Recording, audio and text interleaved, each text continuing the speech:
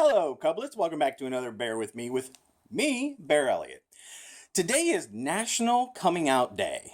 This is the day when we in the gay community celebrate our coming out process and also encourage those that are still questioning their sexuality to come out if you are comfortable and in a safe environment. For often, a lot of us, that can be a very sticky situation. And coming out can be one of, if not the most difficult moment that we have shared in the gay community.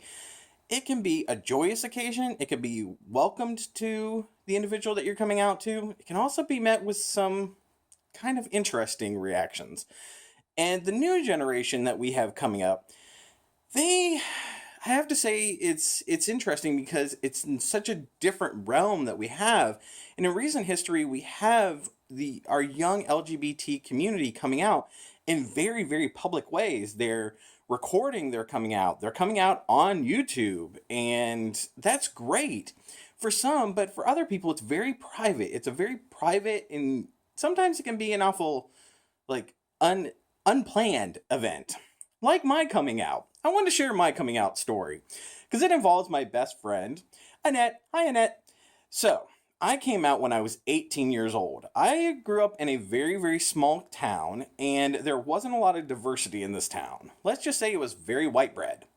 And the only thing I ever learned about being gay or gay people, there were two gay individuals that moved into town. They did not last very long, and they left rather quickly, and the town folk were very gossipy about them. And I remember that very vividly from when I was growing up. And then when I hit high school, our sex ed teacher, who was also I think he was assistant football coach. He was actually definitely a coach, but he was also the health teacher. And the only thing that was ever brought up about homosexuality in sex ed was, of all things, homosexuals live in large towns. They don't live around here. That was it. And I'm like, guess I have to move to a bigger town. I kind of stuck. But I wasn't the only gay guy, it turns out. And those individuals, they have their own coming out story. But this was my coming out story. I was 18. My best friend Annette and we got really, really close the summer after we graduated. Now, also, she happened to be my date for our junior prom. We were always kind of close, but we got really, really close that summer. And we always drove around in my 89 Black Thunderbird. I missed that car until its head gasket cracked. But we were driving around, and I don't remember if it was Annette or I that brought up the question, is there anything that you have never told anyone, or a secret that you've never told anyone? And I remember I was driving. I always drove, and she always was in the passenger seat. And I said, yes, there is. There's one thing that I've never told anyone.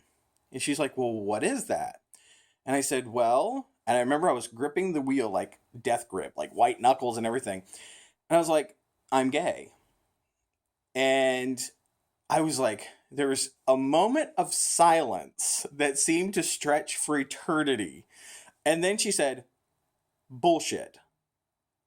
Bullshit. Bullshit. That's all she said for about 2 minutes. And Annette and I laugh at this now because we are still best friends, and we've been best friends for, God, over 20 years now. And it was like, it was funny because I had to make the turn onto her road where she lived with her parents, and we're like approaching her house. She's like, you can't stop. You have to keep going. You have to keep going. We have to talk. And so we talked about it and everything, and she was extremely supportive and was really awesome. And that really was what solidified our friendship. The next morning, I remember waking up, and it was like this huge weight was lifted off of me. It was incredible. I remember waking up going, oh my God. And it was weird. You have this like sense of everyone knows now, because it's like you've taken off a mask and everybody can see you for what's underneath. And yeah, that was an interesting coming out story. That was my very first coming out. This next person, I went to college and was a little bit more open with my sexuality because I was a couple hours away from home and I was in a little bit of a bigger city, but not much. And it was the first time I ever went to a gay bar and interacted with other gay people and really started to figure out what this whole thing was all about. But yeah, today is a great day to, if you feel comfortable and if you're ready, because it's your own journey. If you are ready to come out and be everything that you are and to have the world see you for what you are, we welcome you with open arms, little lesbians, gays, bisexual, transgendered, whatever you happen to be. We welcome everyone, because that's the big thing with us. We are a rainbow. We're made up of a whole bunch of different colors and a whole bunch of different people, so welcome to the family. But if you're not in a situation where you feel comfortable coming out, don't feel pressured that you need to come out. Come out at your own time.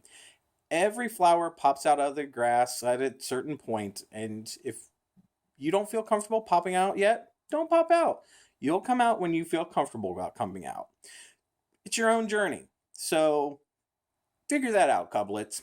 So I hope that you're having a great National Coming Out Day and you're getting to share those stories with each other and all those wonderful stories that we have from our gay history. So until next time, bye, couplets!